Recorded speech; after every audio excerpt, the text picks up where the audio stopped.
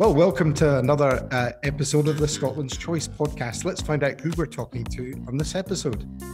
Well, hello, Drew. My name is Neale Richmond. I'm a member of the Irish Parliament, a TD for a constituency in Dublin. For the last 2 years, I've been my party spokesperson on European affairs. And prior to that, I had the joyful role of being the chairperson of the Irish Senate's Regs Committee.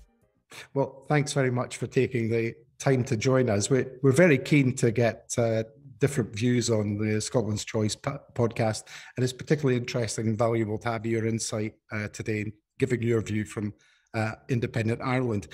I've got to ask you one question. We're recording this in the morning after there's been some incredible scenes at Westminster, where we've had more than 10 ministers have resigned from Boris Johnson's government over his behaviour and other matters. From the outside looking in, what do you make of what's going on at Westminster at the moment?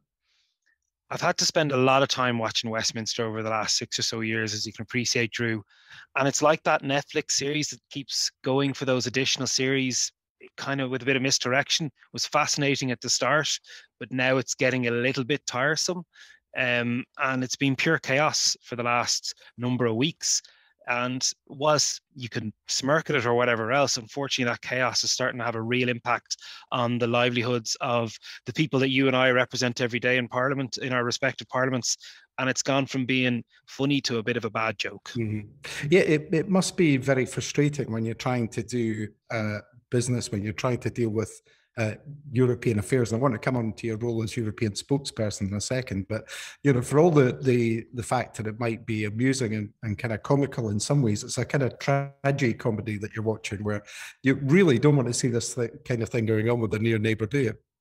No, not at all. And as I said, from a purely selfish point of view, we want to get back to doing an element of normal business. We don't take any joy in the sort of scenes that we see. And as good a TV as it makes and as easy a copy it is for our friends in the press, it's really quite damaging for all of us who just want normal relations. And given the state that Europe and the world is in at the moment, and the really big challenges we're facing, to have this sort of small little, parlour games drama going on parallel, it's really quite worrying, to be honest.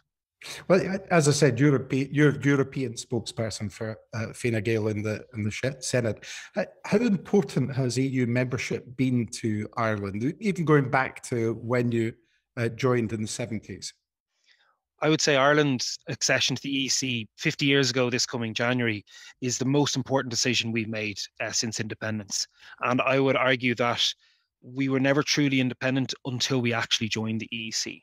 For so long, our interest rate, our currency rate was just set by the Chancellor of our Exchequer. Even though we had gained independence in the 1920s, we still aped everything. About 55% of our exports went to Great Britain in 1972. Today, they're less than 10%. It allowed us to open up economically, not just to Europe, but to the world, because all of a sudden we were part of the world's largest economic bloc, a very powerful trade body negotiating with others that allowed us to get access on very, very favourable terms to markets.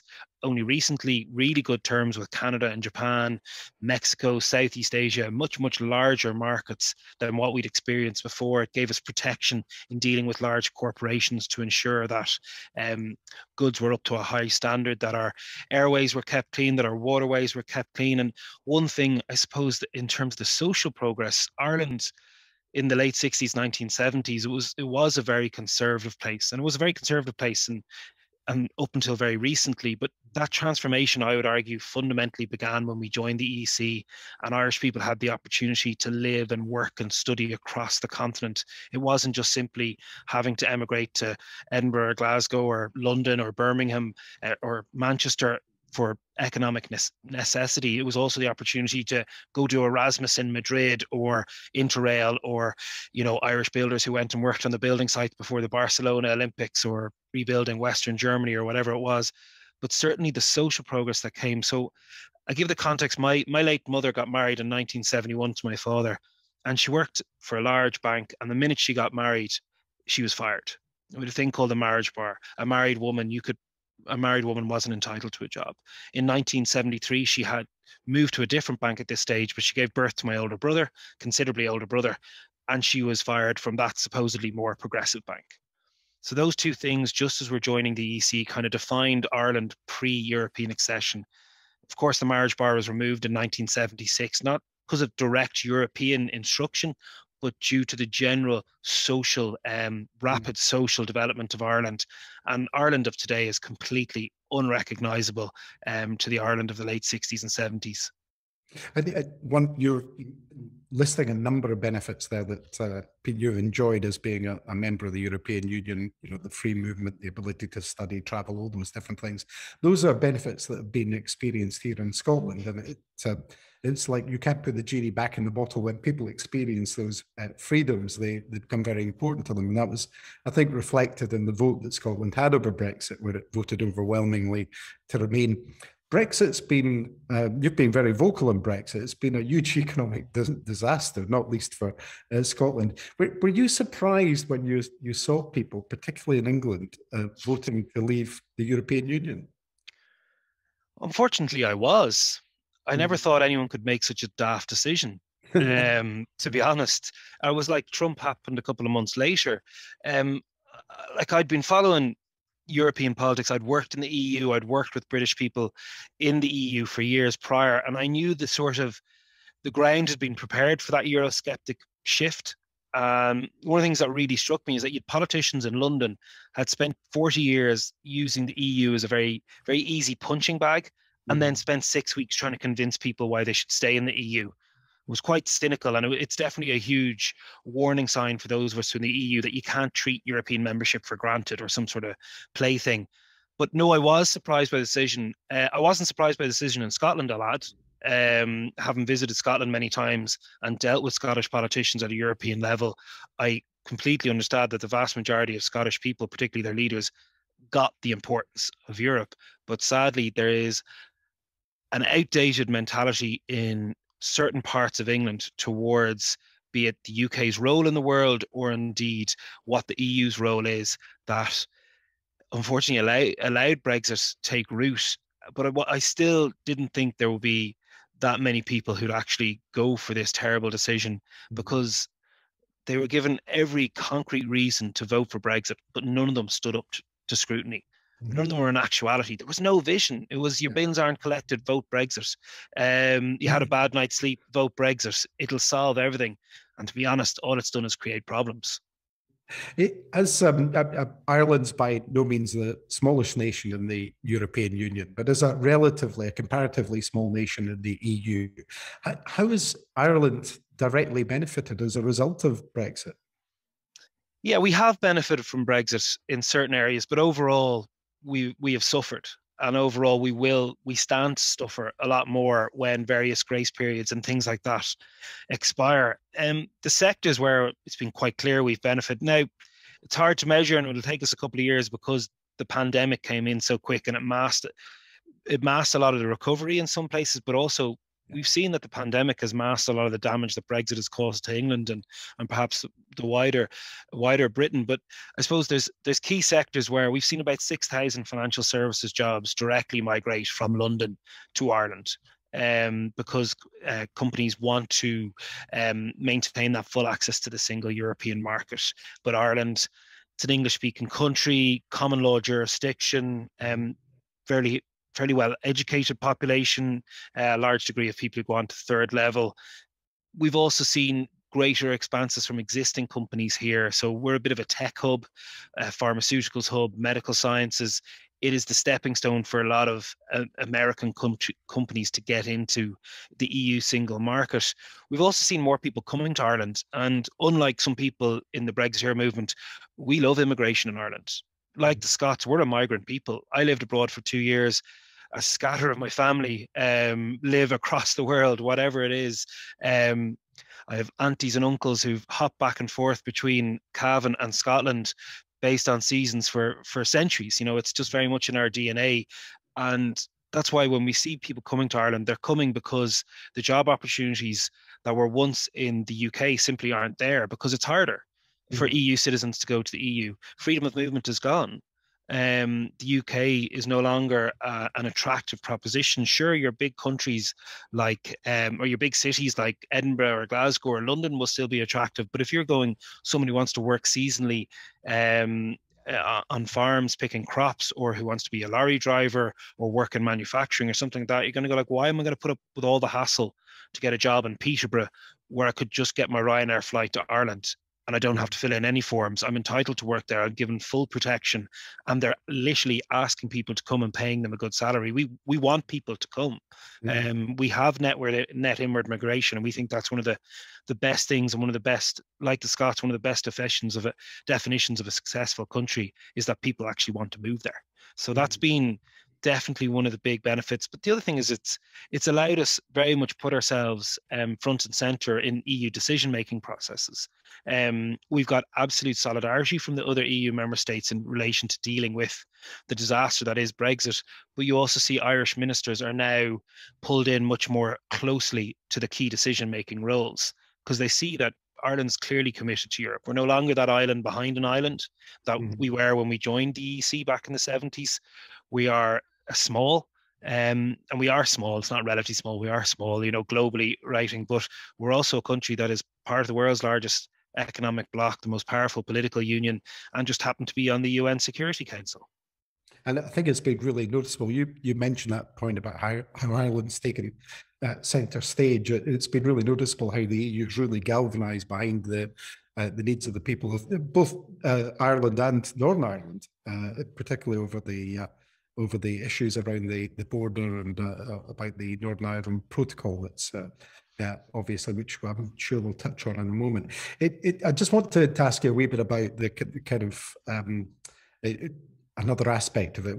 The UK news tends to focus on the relationship between the UK and the EU, but what we don't hear a lot about over here is the relationship between the UK and Ireland. So I'm keen to hear about the Irish government's dealings with the UK, as it's a position Scotland would obviously find itself in after independence. Do you find the dealings are friendly? Are they obstructive, constructive? Has it changed at all, or very much since Brexit? What are your general feelings on that? Yeah, it has changed. Let's not pretend like it hasn't. If we think prior to Brexit, I suppose the relationship between Ireland and the UK kind of reached its zenith when you had the first royal visit to an independent Ireland with Queen Elizabeth, and then the reciprocal visit of President Higgins to Britain. That was when we saw real maturity, the sort of, and I'd be very critical, the sort of base level Brit bashing, for want of a better word, that far too many people in Ireland engaged in had kind of evaporated. God Save the Queen was played at Croke Park before a rugby match, and no one batted an eyelid. In fact, it was applauded because we were equals. Ireland and England were equals now, and we had a good relationship. The Good Friday Agreement wasn't perfect, but it was a heck of a lot better than anything that went before. And you had the two governments working really, really closely, actually, on a European level. And it was a basis for a good, formal, mature relationship. And we'd progressed things, like in 2015, Ireland and the UK signed a memorandum of understanding on defence. We saw real sort of developments, the Irish diaspora, in not just in England, but across Great Britain, really were kind of coming into their own. And it had changed, I suppose, shape compared to the Irish diaspora that had went over in the 50s or 60s. They'd gone into different sectors. But no, Brexit changed it massively. And what we certainly saw over the years of the negotiations is there was a much greater concern in European capitals about the border and life in Ireland than there was in London. And bear in mind that the British government is a co-guarantor of the Good Friday Agreement. At this very moment, relationships are probably at their lowest point since the Good Friday Agreement was signed. We have British government ministers who will all be very pleasant, but then will simply go back on their word. We have a British government preparing to break international law. And there is this genuine misconception amongst too many people in Westminster. Obviously, yourself and your colleagues wouldn't be counted in that, Drew. They don't get that we watch BBC. Yeah. We read British papers. We're extremely heavily exposed to what's going on in the UK. And that's not just people in Ireland, that's across the EU. So when you hear some of the speeches that are made by some of the particularly interesting, I'll use a polite word, characters in the ERG or on the backbenches, but not even those. Insulting might be a better term, but I like your diplomacy. Yeah, but even some of the comments from cabinet ministers, like you have the Attorney General, the Secretary of State for Northern Ireland, the Foreign Secretary and the previous Foreign Secretary, and the Minister of State for Northern Ireland going out and blatantly saying things that are wrong. Mm. You know, Suella Braverman going on and saying that Northern Ireland's economy is tanking because of the protocol when it's the highest performing region in the UK. You know, that kind of gets tough to take now, because we do actually have an absolutely brilliant collection of diplomats, both in London, from Ireland's point of view, as well as our consul generals in Edinburgh, Cardiff, and Manchester. But also on the British side, we have diplomats and officials who've invested their entire careers in the relationship and were there at really difficult points in the North in particular. And they're being led politically by a government at the moment that represents the very worst of British stereotypes. And that, as a result, has driven down the relationship to a very, very bad place. The thing is, there's structurally scope for a really good relationship. Ireland could be the UK's closest and best friend in the EU, and we have things bilaterally that no other EU member state has through the institutions of the Good Friday Agreement. But rather than embracing that, we have a British government that is facilitating the collapse of those institutions. And you see ministers who spent most of their previous political career rubbishing the Good Friday Agreements, pretending like they're now acting in the interests of the Good Friday Agreement when they're clearly not. Mm-hmm. It's interesting you should say that. When the Brexit result came out, the Scottish government tried to engage with the UK government by bringing out a document called Scotland's Place in Europe, which said, look, in our view, if you have to do this stupid thing, don't do it this stupid way, and put forward suggestions for how Scotland might be able to cope better with its unique needs. That document wasn't even given any credence at all. There was no discussion or anything like that. And what you were saying there about the possible opportunities, which actually Northern Ireland has been gaining, because it's been in this weird position of being stuck between their dogma and the agreement. It's actually been, as you say, gaining from that just now. That's something that could have been applied to Scotland, but didn't happen. And so it's really interesting to hear your view on that. I just want to ask you about, both pre-Brexit and post-Brexit. You've described it as a small independent country in close proximity to the UK. If a referendum in Ireland was held tomorrow on rejoining the UK, how do you think that would actually go? This is something, sometimes it's put out by sheer devilment by some of my unionist friends in Northern Ireland. They are friends, let's be frank. And we all have to have the ability to disagree without being disagreeable the whole time. Some of them aren't my friends, but that's a different story altogether. And they put it forward going like, I believe in a united Ireland within the UK. And you kind of smile and nod and you go, oh, well, good one. But then you actually genuinely get English MPs who don't understand why we wouldn't want to join the UK. And it was actually, I remember, put on Radio 4 to our Minister of European Affairs as a serious solution to the problems that Brexit was creating. Well, why wouldn't you just leave the EU too? And like I think 83% of Irish people at the moment are in favour of remaining in the EU. I would be shocked if we got 7% of people saying we should rejoin the UK. And bear in mind, we have 300,000 British citizens living in the state. I think even the vast majority of them accept that there is no reason for Ireland to rejoin the UK. And to be honest, we didn't join in the first place. As you know, it was an act of union. We didn't really have much say in the process. So I say we was 200 years before I was born, or 300 years, but you know what I mean? Yeah. No, I think that would be a spectacular... what the Good Friday Agreement passed by 90% in this state. So I'd imagine you'd be looking at a similar number. And you've got thousands upon thousands of new Irish passport holders, and I think hundreds of MPs, if I'm not mistaken, as well. Over 300 MPs. Yeah. And a really good friend, I mean, really is a close friend, but he's from Northern Ireland originally, from a very strong unionist background. And very sheepishly, a couple of years ago, I need to get an Irish passport. I said, great, yeah. Do you want the form? I also needed to be witnessed by an office holder. And I said, well, I'm more than happy to witness it, but I am going to fill it in Irish. Anyway, he always cheered for Ireland in rugby, but I haven't quite got him being sensible for soccer just yet. But anyway. I just want to ask you, Neale, after gaining independence, in very different circumstances, Ireland had to overcome all the challenges that we're told would be impossible for Scotland to overcome. It obviously these are also very different times, and Ireland was starting from a very different position, really having to do everything from scratch. One of these is, of course, is the issue of which currency to use. Do you think it's a bit of a red herring to spend so much time worrying about this when countries such as Ireland have already shown that whilst there might be some real challenges associated with it, these are not insurmountable. Ireland kept the pound sterling as its currency for the first 6 years following independence before creating the punt, and then pegging that to sterling before eventually joining the euro. What are your thoughts on the whole currency question that we get thrown about here in Scotland? Yeah, I suppose the other thing you have to remember, when Ireland gained its independence, currency was the last thing that we were concerned about. 6 months within independence, having just had a war of independence, we then had a civil war, and we're at a time in Europe where we have totalitarian regimes, be it in communist Russia, Soviet Union, Russia, Mussolini's Italy. It's not exactly not to mention comparable. Not to mention the Great Depression. Yeah, the Great Depression, and we were not in a strong economic position.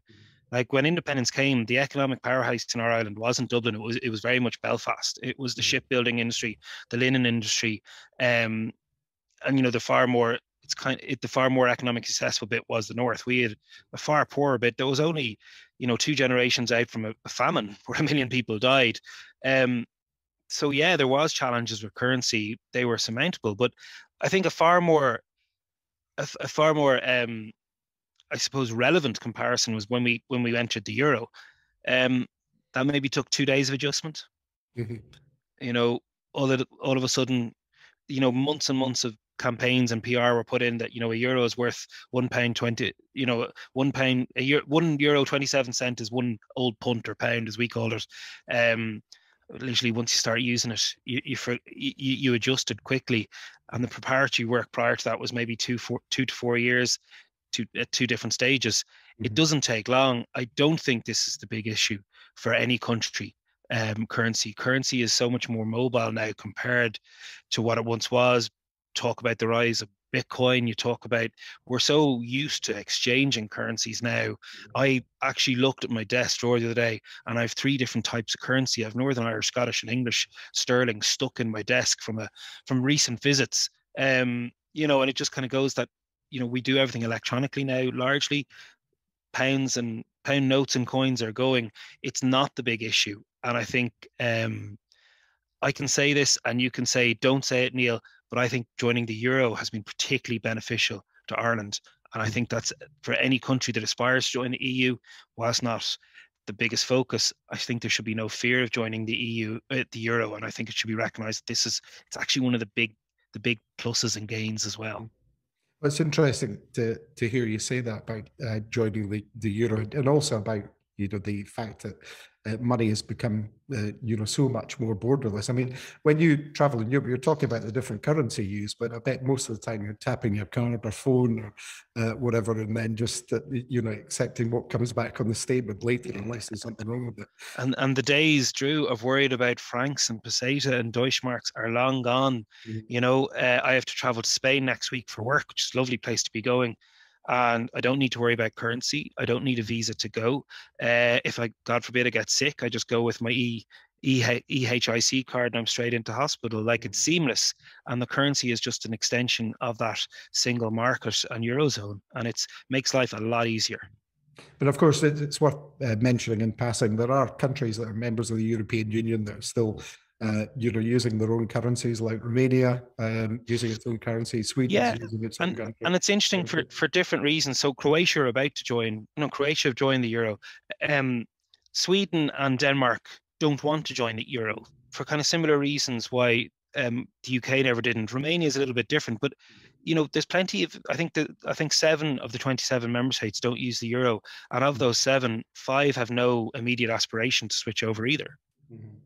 Well, people just move on to a slightly different matter. People often talk about Scotland losing its seat on some key organisations as a result of leaving the UK. And I'll say this: we hear scaremongering about how this would somehow diminish Scotland's role in the world stage. But I think with your comments earlier about what the UK government have done to diminish their own role in the world stage, I think that's quite a stretch. But the question I want to ask is, has that been the case with Ireland?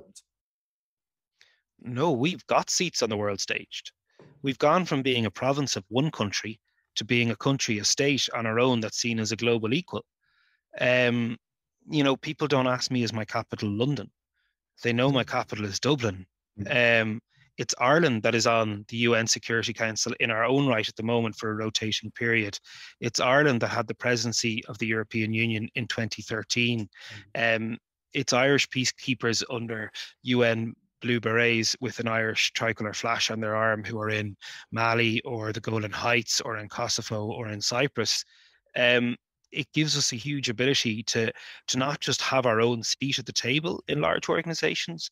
And bear in mind, when the G7 meets or the G20 meets, yes, the UK is a seat, but the EU is an ex officio member. So when I see the G7 family photo last week, I'm pretty happy that Ursula von der Leyen is there representing me and not Boris Johnson. And it is definitely quite reassuring to see that. And certainly we have a situation as an independent country, one of the few that have the guaranteed audience with the President of the United States every year for St. Patrick's Day. Every year we send about 30 to 40 politicians on trade missions.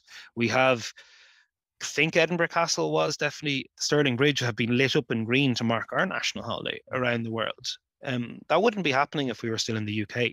And I know that's very emotive, lighting up, but we have a full seat at every organization that we're a member of. We join the organizations that suit us. Again, we are a small country, but we consistently punch above our weight. Even in the EU, we have had 2 Secretary Generals of the European Commission in the last 2 decades. Really, really important people. We have a commissioner that sits at the table of the Conference of European Commissioners. It's currently Mairead McGuinness. She's looking after financial services, which is really important for Ireland, but it's really important for all of Europe. Prior to that, the Agriculture Committee Commissioner was Irish as well. Pretty important for us too, even though I'm very much an urban, suburban politician in terms of the constituency I represent. As I said, we only got true independence when we joined the EU, but the EEC as it was, but our independence has grown exponentially as the decades have moved on, and we were starting from a very, very low basis when we achieved it. Yeah, Neale, it'd be wrong of me to invite you onto a podcast about Scotland's constitution and set up not ask you about the situation in Ireland. You're a passionate advocate of Irish reunification. First of all, do you think this is likely to happen? And what's the process for achieving this? And do you see any parallels between this movement and the Scottish independence movement? Well, I know that we'll be following what happens in Scotland extremely closely over the next, I suppose, 15 months till next autumn 2023, when your next referendum will be held. And we followed the last referendum really closely. And it'll be particularly of interest this time for many people like myself who have an Ulster Scots ancestry. And traditionally, a lot of them would have fallen into the Unionist camp in Northern Ireland, but more and more find themselves in the constitutional other. And we see the Alliance Party thriving in Northern Ireland because Brexit has changed everything when it comes to Irish unity. For a long time, and my party was as guilty of it as well as the others, that the status quo was accepted. And whilst we all said we aspired to Irish unity, we didn't necessarily think it was a pressing need. And that was reflected in lots of different ways. And we certainly utterly rejected those who wanted to achieve unity by violent means. But Brexit's changed that. And we now have 1.5 million people in Northern Ireland who've had their European citizenship robbed from them. We have people going that the way Northern Ireland has been treated in relation to the protocol and the backstop, going like, well, is it Dublin or London who cares more about our concerns? Is it, who's putting more time into the relationship?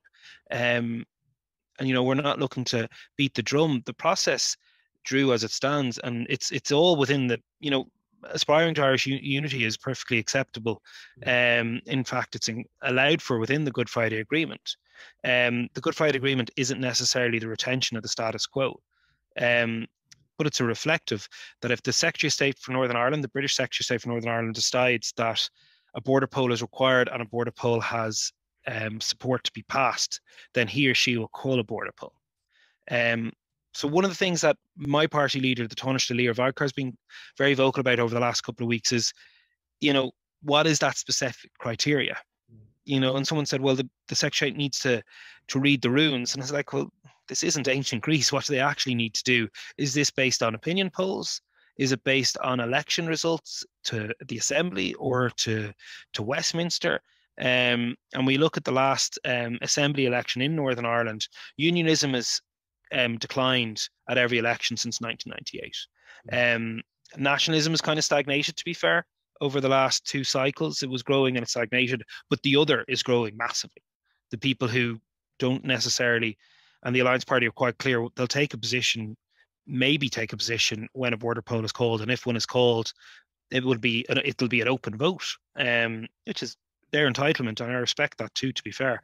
But we look at just how things are changing, and the approach the British government has been taking to the Good Friday Agreement, to the institutions thereof, and it's quite disappointing. And I suppose the parallel in Scotland is the requirement for the British government to assent to a referendum to be held, to be legally binding.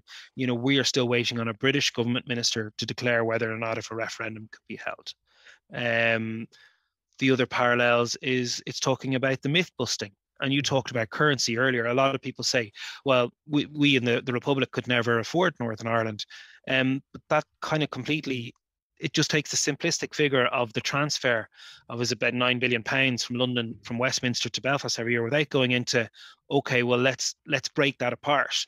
Let's talk about what does that actually constitute. Well, part of that is Northern Ireland's contribution to per population contribution to British defence spending. Well, they're not going to be contributing that as part of an independent, unified Ireland. That takes out a good chunk already. Then it's down to pensions contributions. And you can whittle that figure down from 9 billion to about 3 billion very, very quickly. And the other thing is you look at the opportunities that unity presents from a very strict economic point of view. We're a relatively small nation. We're an island population of just over 7 million. But yet we have agencies working in some degrees against each other in terms of economic development. We have Enterprise Ireland and the IDA in the south, and then we've Invest NI in the north. And if you have two areas either side of the border competing for investment, rather than the two of them coming together, because one of the great missed opportunities that Brexit has presented is the strengthening, of the All-Ireland economy. And there's definitely so many areas. We have the Dublin-Belfast corridor where Northern Ireland's economy could be improved so much quicker. But equally, I don't aspire in a united Ireland just for Northern Ireland to join what we have in the Republic today. I want a new Ireland.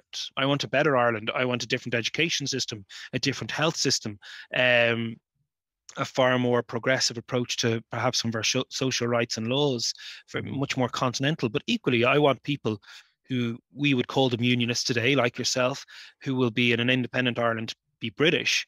I want them to know that their British citizenship will be retained. Not only will it be retained, but it will be respected, and they will enjoy all the rights that they have today in a united Ireland. In fact, they'll probably get some more rights. And rather than having a handful of MPs elected from Northern Ireland going into a chamber in Westminster, you have a very sizable amount of TDs, or whatever we'll call them, from what was Northern Ireland coming into Parliament in a united Ireland and having a real say and sway over the decisions that affect them. So rather than taking by edict so many decisions made in London, they actually get to have that shape, and that particularly comes into the economic discussion, which I'm sure is a conversation that is held in every kitchen table in Scotland as well. But Neale, it's been fascinating having you on the podcast today. The last question we usually ask our guests is which policy we'd like to create in Scotland after independence with the extra powers that we've had. But I'd like to ask you something slightly different, which is, which successful Irish policy do you think that an independent Scotland should adopt after independence? Join the EU as soon as you can. I think that's pretty straightforward. On that note, I'd like to thank you very much, Neale Richmond, for joining me on the Scotland's Choice podcast for this episode, and I hope you've enjoyed it. Thanks, Drew. Thank you.